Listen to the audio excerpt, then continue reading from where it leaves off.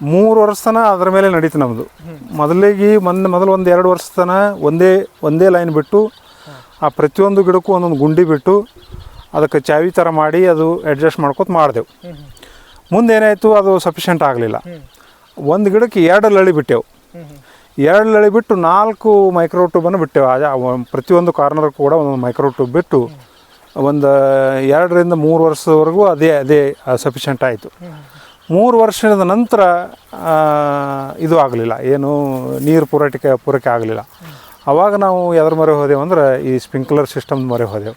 ಇದು ಸ್ಪ್ರಿಂಕ್ಲರ್ ಬಗ್ಗೆ ಒಂದು ಸ್ವಲ್ಪ ವಿವರವಾಗಿ ನಮ್ಮ ವೀಕ್ಷಕರಿಗೆ ಹೇಳಿ. ಅಂದರೆ ರೈತರು ಜಾಸ್ತಿ ವೀಕ್ಷಣೆ ಮಾಡ್ತಾರೆ ನಮಗೆ. ಹೌದು. ಸೊ ಅವರಿಗೂ ಕೂಡ ಈ ಸ್ಪ್ರಿಂಕ್ಲರ್ ಬಗ್ಗೆ ಒಂದು ಸ್ವಲ್ಪ ಮಾಹಿತಿ ಗೊತ್ತಾಗಲಿ ಅಂತ.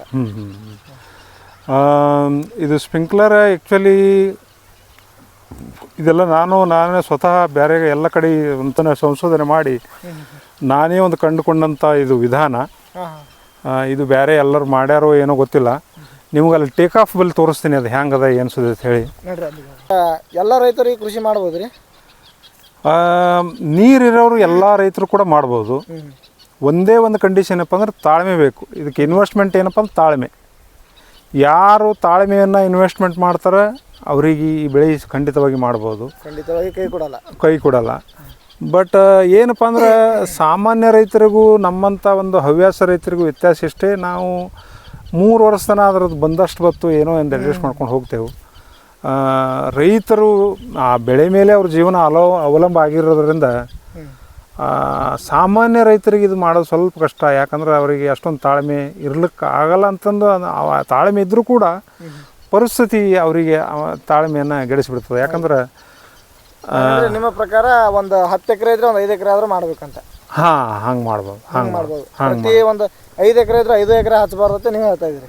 ಒಮ್ಮೆಗೆ ಹಚ್ಚಬಾರ್ದು, ಹಂತವಾಗಿ ನೋಡಿಕೊಂಡು ಒಂದು 3 ಎಕರೆ ಹಚ್ಚಿದ್ರೂ ಸಾಕು. ಒಂದು 3 ಎಕರೆ ಹಚ್ಚಿ ಅದ್ರ ಇಳುವರಿ ಪ್ರಾರಂಭ ಆದಮೇಲೆ ಇದ್ರದ್ದು ತಿಂಗಳ ಚಾಲು ಆಗ್ತದಲ್ಲ, ಅವಾಗ ಇನ್ನೊಂದು 3 ಎಕರೆ ಹಚ್ಚಿ ಹಂಗೆ ಮಾಡ್ಬೋದು. ಲಾಭ ಅನಿಸ್ತಂದ್ರೆ ಹಚ್ಬೋದು, ಇಲ್ಲಾಂದ್ರೆ ಆ ಕಡೆ ನೀವು ಬೇರೆ ಬೆಳೆನ ಬೆಳಿಬೋದು. ಕೊಡಂಗೆ ಕೊಡ್ತಾ ಇರ್ತದೆ. ಇದು ಕೊಡಂಗೆ ಕೊಡಿದ್ವಿ.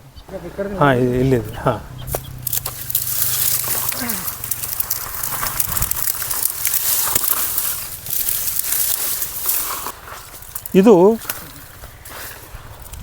ಇದೇನು ನೋಡ್ತಿರಲ್ಲ ನೀವು, ಇದು ಟೇಕ್ ಆಫು. ಈ ಟೇಕ್ ಆಫ್ ಬಂದು 1 ಇಂಚಿಂದು ಇದು 1 ಇಂಚಿಂದು ಟೇಕ್ ಆಫ್. ಇದು 1 ಇಂಚಿಂದು ಇದ್ರ ಟೇಕ್ ಆಫ್ ಸಿಗಬೇಕಾದ್ರೆ ನನಗೆ ಭಾಳ ಸಮಯ ತೋತು. ಯಾಕಂದ್ರೆ ಎಲ್ಲ ಕಡೆ ಹುಡುಕ್ಯಾಡ್ದ. ಬೆಂಗಳೂರು ಹುಡುಕ್ಯಾಡ್ದ, ಎಲ್ಲೆಲ್ಲ ದೊಡ್ಡ ಶಾರ್ಟ್ದ ಪುಣಾದಾಗ ಹುಡುಕ್ಯಾಡ್ದ, ಎಲ್ಲಿ ಸಿಗಲಿಲ್ಲ. ಕಡೆಗೆ ನನಗೊಂದು ನಾಸಿಕದ ಒಂದೇ ಒಂದು ಕಂಪ್ನಿಯು ಈ ಟೇಕ್ ಆಫನ್ನು ಸೆಲ್ ಮಾಡ್ತಾಯಿದ್ದ. ಇದು 1 ಇಂಚಿನ ಟೇಕ್ ಆಫ್. ಇದರೊಳಗೆ ಏನತ್ತ ಈ ಚಿಕ್ಕ ನಿಪ್ಪಲ್ ಇರ್ತದೆ. ಇದೊಂದು ವೈಸರ್. ಈ ನಿಪ್ಪಲ್ ಒಳಗೆ ಒತ್ತಿಕಿಸಿದ್ರೆ ಇಲ್ಲಿದೊಂದು ಇದೇನದಲ್ಲ, ಇದು ಕನೆಕ್ಟರ್ ಮಾಡಿಕೊಂಡು ಇಲ್ಲಿಂದ ಇದು HDP ಪೈಪ್ ಅದ. HDP ಪೈಪ್ ತೊಗೊಂಡು ಅಲ್ಲಿಂದ PUC ಪೈಪ್ಲೈನ್ ಚಾಲು ಆಗ್ತದೆ. PUC ಪೈಪ್ಲೈನ್ ದೊಡ್ಡದೈತೆ ಅಲ್ಲಿ ಅದು 1 ಇಂಚಿದೆ. ಬಟ್ ಇದೇನು ಸಿಸ್ಟಮ್ ಅದಲ್ಲ, ಇದೆಲ್ಲ ನಾನೇ ಒಂದು ಸಂಶೋಧನೆ ಮಾಡಿ ನಾನೇ ತಿಳಿ ಓಡಿಸಿ ಇದೆಲ್ಲ ತಯಾರು ಮಾಡಿದ್ದು. ನಿಮ್ಗೆ ಯಾವ ಥರ ಬೇಕು ಆ ಥರ ಕ್ರಿಯೇಟ್ ಮಾಡಿಕೊಂಡು ಆ ಒಂದು ಹಂತಕ್ಕೆ. ಯಾಕಂದ್ರೆ ಇದು ಇದಕ್ಕೆ ಎಕ್ಸ್ಪೋಸ್ ಆಗ್ತದೆ, ಸೂರ್ಯನಿಗೆ ಸನ್ಲೈಟ್ ಎಕ್ಸ್ಪೋಸ್ ಆಗ್ತದೆ. ಇದು ಬ್ಲ್ಯಾಕ್. ಸೊ ಅದು HDPನೇ ಆಗಿರಬೇಕು. ಮುಂದೆ ಹೋಗಿಸಿದ್ರೆ ಇದೇನದ PUC ಪೈಪ್ ಆಗ್ತದೆ. PUC ಇದಕ್ಕೆ ರೈಸರ್ ಅಂತ ಹೇಳ್ತಾರೆ. ಈ ರೈಸರ್. ಸೊ ಇಲ್ಲಿದಿಂದ ಇಲ್ಲಿಗೆ ಇಲ್ಲಿದಿಂದ ಇದು ರೆಡ್ಯೂಸರ್. ಇದು ರೆಡ್ಯೂಸರ್. ಇದು 1 ಇಂಚ್. ಅಲ್ಲಿ ತೆಳಗೊಂದು T ಬರ್ತದೆ. T ಬಂದು ಇದು 1 ಇಂಚಿದಿಂದ ಅರ್ಧ ಇಂಚಿಗೆ ರೆಡ್ಯೂಸರ್ ಆಗಿ ಇಲ್ಲಿಂದ ಪ್ರೆಷರ್ ಆಗಿ ಇದು ಏನದ ಅಲ್ಲಿ 1 ಇಂಚಿಂದ ಪ್ರೆಷರ್ ಮತ್ತೆ ಹೆಚ್ಚಾಗ್ತದೆ.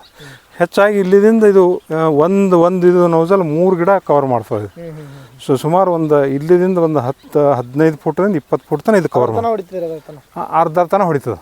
ಇದು ಅರ್ಧ ಹೊಡಿತದೆ. ಅದು ಅದಲ್ಲ, ಅದು ಅರ್ಧ ಹೊಡಿತದೆ. ಸೊ ನಿಮ್ಗೆ ಇದು ತ್ರಿಕೋನ ಸ್ಪರ್ಧೆ ಇದ್ದಂಗೆ. ಇದು ನಿಮ್ಗೆ ಒಂದು ಅಲ್ಲಿ ತೋರಿಸ್ತೀನಿ ಬರ್ರಿ.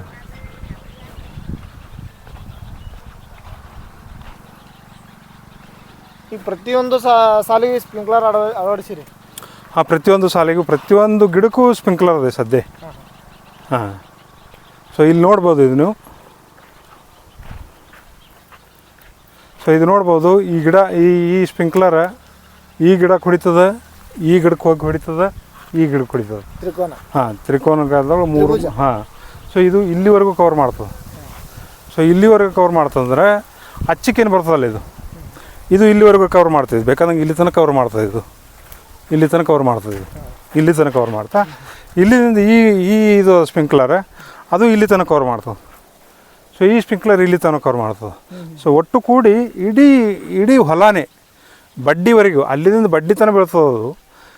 ಬಡ್ಡಿ ತನಕ ಕವರ್ ಮಾಡಿ ಇಡೀ ಹೊಲನೇ ಏನು ನಾವು ಫ್ಲಡ್ ಇರಿಗೇಷನ್ ಅಂತ ಹೇಳ್ತೇವೆ, ಈ ಕವಲಿನ ಉಣಿಸ್ತಾರಲ್ಲ, ಅದಕ್ಕಿಂತ ಹರಿನೀರು ಅಂತ ಹೇಳ್ತಾರೆ, ಅದಕ್ಕಿಂತ ಭಾಳಷ್ಟು ಅದಕ್ಕಿಂತ ಚಲೋ ಉಣಿಸೋದು ನನ್ನೊಂದು ಅಭಿಪ್ರಾಯ ಅದು. ಈ ಡ್ರಿಪ್ಪಿಗೆ ಮತ್ತು ಇದಕ್ಕೆ ವ್ಯತ್ಯಾಸ ಜಾಸ್ತಿ ಇದ್ದಂಗೆ ಅದ್ರಿ. ನೀವು ಡ್ರಿಪ್ ಮೊದಲು ನೀರು ಬಿಡ್ತಿದ್ರಲ್ಲ, ಹಾಂ ಅದು ಬೆಸ್ಟ್ ಅನ್ನಿಸ್ತಿರೋ ಇದು ಬೆಸ್ಟ್ ಹತ್ತಿರೋ? ಇಲ್ಲ, ಡ್ರಿಪ್ ಅದಕ್ಕೆ ಲಿಮಿಟೇಷನ್ ಅದ. ಲಿಮಿಟೇಷನ್ ಅಂದ್ರೆ ಅದು ಜಾಸ್ತಿ ವೈಡ್ ಹೋಗೋಕ್ಕಾಗಲ್ಲ. ಗಿಡಕ್ಕೆ ಪ್ರತ್ಯೇಕ ಕಟ್ಟೆ ಅದು. ಇದ್ರ ಬೇರುಗಳು ಇಲ್ಲೆಲ್ಲ ಬರೋದ್ರಿಂದ ನಾವು ಇದಕ್ಕೆ ಅಲ್ಟಿಮೇಟಾಗಿ ಇದಕ್ಕೆ ಮೊರೆ ಹೋಗಲೇಬೇಕು. ಯಾಕಂದ್ರೆ ಎಲ್ಲ ಕಡೆ ಉಣ್ಬೇಕದು. ನಾವು ಒಂದು ಸರ್ತಿ ನಾವು ಚಾಲೂ ಮಾಡಿಬಿಟ್ಟೇವಂದ್ರೆ ಈ ಅರ್ಧ ಪ್ಲಾಟ್ ಉಣ್ತದೆ. ಅರ್ಧ ಪ್ಲಾಟ್ ಅಂದ್ರೆ 1.5 ಎಕರೆ. 1.5 ಎಕರೆ ಅಂದ್ರೆ ಒಂದು 70-80 ಗಿಡ ಉಣ್ತಾವೆ. 80 ಗಿಡಕ್ಕೂ ಎಟ್ ಎ ಟೈಮ್ ನೀರು ಉಣಿಸ್ತದೆ. ಅದೇನಿಲ್ಲ, ಒಂದು ಬಟನ್ ಹೊಡೆದು ಬಿಟ್ಟೇವಂದ್ರೆ ಅದು ಚಾಲು ಆಗ್ತದೆ. ಮೊದಲು ಏನು ಮಾಡಿದ್ದೇವೆ ನಾವು, ಇದು ಏನು ನೀವು ನೋಡ್ತೀರಿ, ಇದು ಸ್ಪ್ರಿಂಕ್ಲರ್ಲೆ, ಇದು ಸ್ಪ್ರಿಂಕ್ಲರ್ ಅಲ್ಲಿದು ಅಲ್ರಿ, ಇದು ವಿಂಕ್ಲರ್ ಅಂತ ಹೇಳಿ. ಇದೊಂದು ಹೊಸ ಡಿಸೈನ್ ನೋಡ್ದಂಗೆ ಐತ್ರಿ. ಹಾಂ, ಇದು ವಿಂಕ್ಲರ್ ಅಂತ ಹೇಳಿ. ಇದಕ್ಕಿಂತ ಮೊದಲು ನಾ ಸ್ಪ್ರಿಂಕ್ಲರ್ ಕೊಡಿಸಿದ್ದೆ. ಅದೊಂದು ಟೀ ಥರ ಬರ್ತದೆ. ಹಾಂ ಹಿಂಗೆ ಹೊಡ್ಕೋತ ಬರ್ತದೆ. ಅದು ಏನು ಆಗ್ಲತ್ತದು ಸ್ಪ್ರಿಂಕ್ಲರ್ದು ಬಡ್ಡಿಗೆ ಹೋಗಿ ಬಿಡೋದು. ಹಿಂಗೆ ಸ್ಟ್ರೇಟಾಗಿ ಹೊಡೆದು ಬಿಡೋದು, ಫೋರ್ಸಲ್ಲಿ ಹೊಡೆದು ಬಿಡೋದು. ಬಡ್ಡಿಗೆಲ್ಲ ನೀರು ಬೀಳ್ತಿದ್ದಿಲ್ಲ. ಒತ್ತಾಟು ಉಣಿಸೋದು, ಉಣಿಸ್ಲ ಆಗಲಿಲ್ಲ. ಅಲ್ಲಿಂದ ನನಗೆ ಗೊತ್ತಾಯಿತು ವಿಂಕ್ಲರ್ ಒಂದು ಸಿಸ್ಟಮ್ ಅದ. ಇದು ವಿಂಕ್ಲರ್ ತೆಳಕಿಸಿನ ಸ್ಪೆಷಲ್ ಡಿಸೈನ್ ಇದು. ಈ ಥರ ಇದೇನದ, ಇಲ್ಲಿಂದ ಕಾರಂಜಿ ಥರ ಚಿಮ್ತದೆ ಇದು. ಹಾಂ, ಅಲ್ಲಿಂದ ಸ್ಪ್ರೆಡ್ ಆಗಿ 360 ಡಿಗ್ರಿ ಒಂದೇ ಸರ್ತಿಗೆ 360 ಡಿಗ್ರಿ ನೀರು ಹೊಡಿತದೆ. ಅಲ್ಲೇ ಹಾಂ, ಕಂಟಿನ್ಯೂ ಎಲ್ಲ ಕಡೆ ಹೊಡೆಯೋದೇ ಇದು, ಒಂಥರ ಮಳೆ ಬಂದಂಗೆ. ಸೊ ಹಾಗಾಗಿ ಅದು ಸ್ವಲ್ಪ 3-4 ಸಾವಿರ ರೂಪಾಯಿ ಲಾಸ್ ಮಾಡ್ಕೊಂಡದು. ಅದು ಸ್ಪ್ರಿಂಕ್ಲರ್ ಮೊದಲು ಹಾಕಿದ್ದೆಲ್ಲ ತೆಗೆದು ಇವು ವಿಂಕ್ಲರ್ ಸಿಸ್ಟಮ್ ಹಾಕೀನಿ. ಒಳ್ಳೆ ರಿಸಲ್ಟ್ ಅದ. ಆದ್ರೆ ಇದ್ರೊಳಗೆ ಒಂದು ಸಮಸ್ಯೆ ಅದ. ಏನು ಸಮಸ್ಯೆ ಅಂದ್ರೆ, ಈ ಸದ್ದ ನಾವು ಏನು ಸ್ಟಾರ್ಟ್ ಮಾಡಿರ್ತೇವೆ, ಸ್ಟಾರ್ಟ್ ಮಾಡಿದ್ರೊಳಗೆ ಇದ್ರೊಳಗೆ ಏರ್ ಅಕ್ಯುಮುಲೇಟ್ ಆಗಿರೋದು. ಹಾಂ, ಏರ್ ಬಂದು ಹಿಂಗೆ ಗುದ್ದದಕ್ರೆ ಒತ್ತಾಟಿ ಹಿಂಗೆ ಆಗಿಬಿಡ್ತದೆ ಎಲ್ಲೋ ಒಂದು ಕಡೆ. ಹಾಂ, ಎಲ್ಲೋ ಒಂದು ಕಡೆ ಹಿಂಗೆ ಆಗಿಬಿಟ್ಟಿರ್ತದೆ. ಹಿಂಗೆ ಆದಕ್ರೆ ಇದೇನಾಗ್ತದೆ, ಒತ್ತಾಟೆ ಹೊಡಿತದೆ. ಸೊ ಅದಕ್ಕೆ ನಾವು ಏನು ಸುರುವಿಗೆ ಚಾಲೂ ಮಾಡ್ತೇವೆ, ಸ್ಪ್ರಿಂಕ್ಲರ್ ಚಾಲೂ ಮಾಡ್ದಕ್ರೆ ಒಂದು ಸರ್ತಿ ಎಲ್ಲ ರೌಂಡ್ ಹಾಕಿ ನೋಡಿ ಎಲ್ಲರೂ ನಿಂತಿದ್ದು ಅಂದ್ರೆ ಬರೀ ಒಂದು ಇಟ್ಟು ಮಾಡಿಬಿಟ್ರೆ ಚಾಲೂ ಆಗಿಬಿಡುತ್ತೆ. ಇದು ಈ ಥರ. ಹಾಂ, ಸಮಸ್ಯೆ ಇಲ್ಲ. ಅಗದಿ ನಮಗಂತೂ ರಿಸಲ್ಟ್ ಭಾರಿ ಅನಿಸ್ಯದ. ಗಿಡ ಮಾತ್ರ ಸಖತ್ ಫಸ್ಟ್ ಕ್ಲಾಸ್ ಅವ್ರಿ. ಹಾಂ, ಓಕೆ ಸರ್, ಇದ್ರ ಬಗ್ಗೆ ಎಲ್ಲ ಮಾಹಿತಿ ಗೊತ್ತಾಯಿತು. ಈಗ ನಮ್ಮ ರೈತರಿಗೆ, ಹೊಸದಾಗಿ ಮಾಡ್ತಿರುವಂಥ ರೈತರಿಗೆ ಇದು ಯಾವ ಗಿಡ ಅಂತಲೇ ಗೊತ್ತಿಲ್ಲ ರೀ. ಹೌದು, ಯಾವ ಗಿಡ ಅಂತಲೇ ಗೊತ್ತಿಲ್ಲ. ಇದು ಬೆಳೆನೂ ಯಾವ ಥರ ಅಂತ ಗೊತ್ತಿಲ್ಲ. ಒಂದು ಸ್ವಲ್ಪ ತೋರಿಸಿದ್ರೆ ಇನ್ನೂ ಸ್ವಲ್ಪ ಚೆನ್ನಾಗಿರ್ತದೆ. ಅವಶ್ಯ. ಭಾಳ ಜನ ರೈತರು ಇಲ್ಲಿ ಹೋತಿರ್ತಾರೆ ದಿವಸ, ಇದು ಏನು ಗಿಡ ಒಬ್ರು ಸಿಂಧಿ ಗಿಡ ಅಂತ ಬರ್ತಾರೆ, ಮತ್ತು ಏನು ಗಿಡ, ಮತ್ತು ಇಲ್ಲಿ ಕಾಯಿನೇ ಆಗಿಲ್ಲ, ಏಸು ವರ್ಷ ಆಯಿತು, ಎಲ್ಲಿ ಆಗ್ತದೆ ಅಂತ ಹೇಳ್ತಿರ್ತಾರೆ. ತೋರಿಸ್ತೀನಿ ಬರ್ರಿ ನೀವು. ಇದು ಕಾಯಿ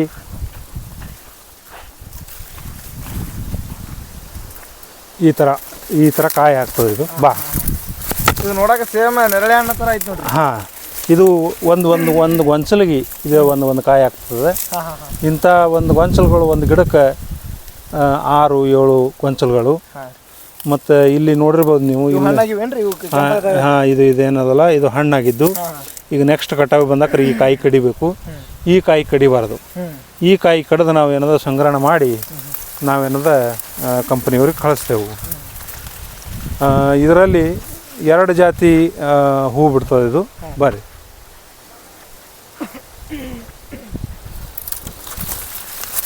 ಇದು ಗಂಡು ಹೂವು. ಇದು ಏನು ಒಣಗಿದ ಸರ್? ಇದು ಗಂಡು ಹೂವೇ. ಇದು ಬೆಳಗತ್ತೇನ್ರಿ? ಹಾಂ, ಇಲ್ಲ, ಇದು ಗಂಡು ಆಗಿ ಏನೋ ಕಟ್ ಮಾಡ್ಯಾರೋ ಏನೋ ಆಗ್ಯದ. ಬಟ್ ಇದು ಹಾಂ, ಇದು ಆ ಬೆಳೆ ಹಾಂ ಹಾಂ ಹಾಂ ಅಲ್ಲೇ ಅದ ನೋಡಿ. ಆ ಬೆಳೆ ಆಗ್ಬೇಕಾದ್ರೆ ಇದು ಗಂಡು ಬೇಕೇ ಬೇಕು. ಇದಕ್ಕೆ ಏನಪ್ಪ ಅಂದ್ರೆ ಪರಾಗಸ್ಪರ್ಶ ಆಗ್ತದೆ. ಈ ಜೇನುನೊಣಗಳು ಮತ್ತು ಇದಕ್ಕೆ ಇದೊಂದು ಸಣ್ಣದೊಂದು ಇದ್ರ ಕೀಡೆಲ್ಲ ಸಣ್ಣದೊಂದು ಇದು ನಾವು ಇದು ಹತ್ತೀವಲ್ಲ ನರ್ಜ, ಆ ನರ್ಜನ್ ಹುಳ ಬರ್ತಾವೆ. ಅವು ಹುಳ ಬಂದು ಅದ್ರ ಮ್ಯಾಲೆ ಕೂತು ಅದ್ರ ತಂದು ಪರಾಗಸ್ಪರ್ಶ ಮಾಡ್ದಕ್ರೆ ಇದು ಇದು ಏನು ಕಾಯಿ ಹುಡ್ಕೋತದೆ. ಅದ್ರಾಗ ಆಗ್ತದೆ ರೀ ಕಾಯಿ ಇದ್ರಾಗನು ಆಗ್ತದೆ ಮತ್ತು ಇದ್ರಾಗನು ಆಗ್ತದೆ. ಇದೇನು ಹೂ ಆಗ್ಯದಲ್ಲ, ಇದು ಹೂ ಹೋಗಿ ಇದ್ರೊಳಗೆ ಕಾಯಿನೂ ಆಗ್ತದೆ. ಒಳಗೊಮ್ಮೆ ಏನದ ಅಲ್ಲಿ ಸುರುವಿಗೆ ಹೂ ಆಗಿರ್ತದಲ್ಲ, ಅಲ್ಲಿ ಪರಾಗಸ್ಪರ್ಶ ಐತಂದ್ರೆ ಅಲ್ಲೇ ಈ ಕಾಯಿ ಬಂದ್ಬಿಡ್ತದೆ ಸುರುವಿಗೆ. ಈ ಥರ ಒಂದೇ ಗಿಡದಾಗ ಒಂದೇ ಗಂಡು ಹೂವು ಮತ್ತು ಹೆಣ್ಣು ಹೂವು ಎರಡೂವನ್ನ ನೋಡೋದೊಂದು ಒಂದು ಈ ಗಿಡದೊಳಗೆ ವಿಶೇಷ. ಇದರಿಂದ ಏನು ಉಪಯೋಗ ಆಗ್ತದೆ ಸರ್? ಇದು ಈ ಕಾಯಿ ಏನು ತಿನ್ನಕಾಯಿ ಅಲ್ರಿ? ಇದು ಅಲ್ಲ ತಿನ್ನಕಾಯಿ ಅಲ್ಲ. ಇದು ಅದೊಂದು ಭಾಳ ಏನಪ್ಪ ಅಂದ್ರೆ ಇದು ಏನೋ ಎತ್ತುಗಳು ತಿನ್ನಲ್ಲ, ಎಮ್ಗಳು ತಿನ್ನಲ್ಲ, ಕುರುಗಳು ತಿನ್ನಲ್ಲ, ಮನುಷ್ಯರು ತಿನ್ನಕ್ಕೆ ಬರಲ್ಲ. ಇದು ಒಯ್ದ್ರೂ ಅವ್ರಿಗೆ ಏನು ಮಾಡ್ಲಿಕ್ಕೆ ಬರಲ್ಲ. ಹಾಗಾಗಿ ಇದು ಕಳತನ ಆಗೋದು ಅದರ ಪ್ರಶ್ನೆನೇ ಇಲ್ಲ. ಇದು ಏನು ಮಾಡ್ತಾರೆ ಅಂದ್ರೆ ಕಂಪ್ನಿಯವ್ರು ಹೋಗಿ ಇದು ದೊಡ್ಡ ಪ್ಲಾಂಟ್ ಒಳಗೆ ಪ್ರೊಸೆಸಿಂಗ್ ಮಾಡಿ ಇದರಿಂದ ಸುಮಾರು ಪ್ರಾಡಕ್ಟ್ಗಳು, ನಾ ಕೇಳಿದ್ದು ಒಂದು 99 ರೀತಿಯ ಪ್ರಾಡಕ್ಟ್ಗಳನ್ನು ಇದರಿಂದ ತಯಾರು ಮಾಡ್ತಾರೆ ಅವರು. ಈ ಒಂದೇ ಕಾಯಿ ಅಂದ್ರಿ? ಹಾಂ, ಇದರಿಂದ ಅಂದರೆ ಈ ಕಾಯಿದಿಂದ ಅಷ್ಟು ಪ್ರಾಡಕ್ಟ್ ತಯಾರಾತವ. ಮೊಟ್ಟ ಮೊದಲನೇ ಹೇಳ್ಬೇಕಾದ್ರೆ ನೀವು ರುಚಿ ಗೋಲ್ಡ್ ತೆಳಗಿಸಿದ್ರೆ ಏನು ಅಡಿಗೆ ಎಣ್ಣೆ ಮಾಡ್ತಿರಲ್ಲ, ಅದು ಹೆಚ್ಚಿನ ಪ್ರಮಾಣದಲ್ಲಿ ತಯಾರಾಗ್ತದೆ. ಮತ್ತು ಅದ್ರ ಜೊತೆಗೆ ಇದರದು ಡಾಲ್ಡಾ ತಯಾರು ಮಾಡ್ತಾರೆ, ಸೋಪ್ ತಯಾರು ಮಾಡ್ತಾರೆ. ಸೋಪ್ ತಯಾರು ಮಾಡ್ತಾರೆ, ಕೆಲವೊಂದೆಲ್ಲ ಕ್ರೀಮ್ಗಳು ತಯಾರು ಮಾಡ್ತಾರೆ, ಮೂತಿಗೆ ಹಚ್ಚುಗಳು. ಹಾಂ, ಸೊ ಹೀಗೆಲ್ಲ ಒಂದು ಬಗೆಯ ಒಂದು 99 ರೀತಿಯ ಒಂದು ಪ್ರಾಡಕ್ಟ್ಗಳು ತಯಾರಾಗ್ತವೆ. ಫೈನಲ್ ಆಗಿ ನಿಮ್ಮದು ಈ ಕೃಷಿ ಮಾಡಿದ್ದಕ್ಕೂ ನಮ್ಮ ವೀಕ್ಷಕರು ರೈತರು ಜಾಸ್ತಿ ಇದ್ದಾರೆ. ಸೊ ರೈತರಿಗೆ ನೀವು ಏನನ್ನು ಹೇಳಕ್ಕೆ ಇಷ್ಟಪಡ್ತೀರಿ? ಹಾಂ, ಸ್ವಲ್ಪ ನೀರಿನ ಅನುಕೂಲ ಇತ್ತಂದ್ರೆ, ಎಸ್ಪೆಷಲಿ ನಮ್ಮ ಹೊಳೆದಂಡೆ ರೈತರು ನೀರಿನ ಅನುಕೂಲ ಆಗೇ ಅದ. ಇದರಲ್ಲಿ ಅವರಿಗೆ ಇಲ್ಲಿವರೆಗೂ ಅದು ಅವರಿಗೊಂದು ಇದು ಇತ್ತು, ಕ್ವಶನ್ ಮಾರ್ಕ್ ಇತ್ತು, ಇದನ್ನು ಬೆಳೀತದೋ ಇಲ್ಲೋ, ಹ್ಯಾಂಗೆ ಆಗ್ತದೋ ಏನಿಲ್ಲ ಅದಕ್ಕೊಂದು ಕ್ವಶನ್ ಮಾರ್ಕ್ ಇತ್ತು. ಆ ಕ್ವಶನ್ ಮಾರ್ಕ್ ಬೇಡ, ನೀವು ಒಮ್ಮೆಗೆ ಜಂಪ್ ಆಗೋ ಬದಲು ನಿಮ್ದೊಂದು 10 ಎಕರೆ ಹೊಲ ಇತ್ತಂದ್ರೆ ಒಂದು 3 ಎಕರೆ ನೀವು ಹಚ್ಚಿ ನೋಡ್ರಿ. ಒಂದು ತಾಳ್ಮೆ ಇರಲಿ, ಒಂದು 3 ವರ್ಷ ಅಂತರ ಬೆಳೆ ತಕ್ಕೋರಿ. 3 ವರ್ಷ ಆದಮೇಲೆ 4ನೇ ವರ್ಷಕ್ಕೆ ಅದು ಆ್ಯಕ್ಚುಲಿ ಇಳುವರಿ ಪ್ರಾರಂಭ ಆಗ್ತದೆ. ಅದು ನಿಮ್ಗೆ ಒಂದು ಸರ್ತಿ ಅದು ನಿಮ್ಗೆ ಹೌದು ಇದು ಹಚ್ಚಿದಕ್ಕೆ ಫೈದೆ ಅದಂದ್ರೆ ಅದನ್ನು ಉಳಿದ ಹೊಲ ಮಾಡಿರಿ ಅಂಥೇಳಿ ಹೇಳಬಯಸ್ತೇನೆ. ಈ ತಾಯ ಕೃಷಿಯ ಬಗ್ಗೆ ಅತ್ಯುತ್ತಮ ವಿಸ್ತೀರ್ಣವಾಗಿ ಮಾಹಿತಿ ಕೊಟ್ಟಿದ್ದಕ್ಕೆ ತುಂಬ ಧನ್ಯವಾದಗಳು ಸರ್. ಧನ್ಯವಾದಗಳು, ನಿಮಗೂ ಕೂಡ ಧನ್ಯವಾದಗಳು. ಯಾಕಂದ್ರೆ ನೀವೆಲ್ಲ ಇಲ್ಲಿ ಬಂದು ಈ ಒಂದು ಮಾಹಿತಿಯನ್ನು ನಮ್ಮ ರೈತರಿಗೆ ಹಂಚ್ತೀರಿ ಅಂದರೆ ತುಂಬ ಸಂತೋಷ. ಇದು ನಾವು ಬೆಳೆಯೋದು ಅಷ್ಟೇ ಅಲ್ಲ, ಮಿಕ್ಕಿದ ರೈತರಿಗೂ ಇದಕ್ಕೆ ಅನುಕೂಲ ಆಗಲಿ. ನಿಮಗೂ ಧನ್ಯವಾದಗಳನ್ನ ಬಯಸ್ತೇನೆ. ಓಕೆ ಸರ್, ನಮಸ್ಕಾರ ಸರ್.